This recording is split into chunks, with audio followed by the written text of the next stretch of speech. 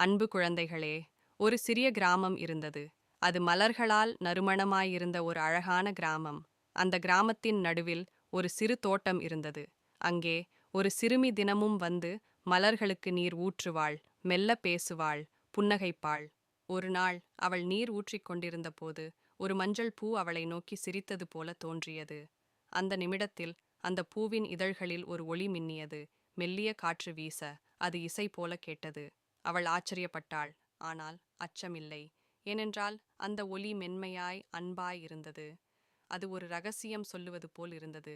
இயற்கை பேசுகிறது, ஆனால் கேட்க நம்மிடம் அமைதி தேவை என்பதைப் போன்று அவளுக்கு தோன்றியது.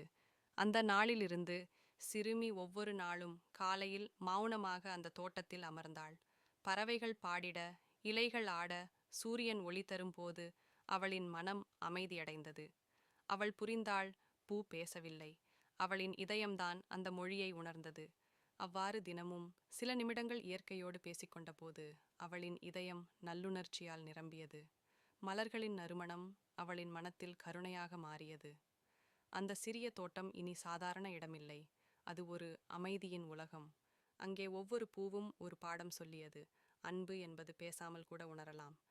இன்று நாமும் ஒரு நிமிடம் அமைதியாக அமர்ந்து பார்த்தால், ஒரு பூ, ஒரு காற்று, ஒரு மழைத்துளி, சூரியனின் ஒளி என எதுவும் நம்மிடம் பேசும்.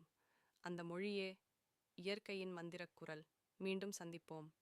இந்த கதை உங்களுக்கு பிடித்திருந்தால் எங்களின் சேனலை சப்ஸ்கிரைப் செய்யுங்கள். உங்கள் நண்பர்களுக்கும் பகிர்ந்து எங்களை ஆதரியுங்கள்.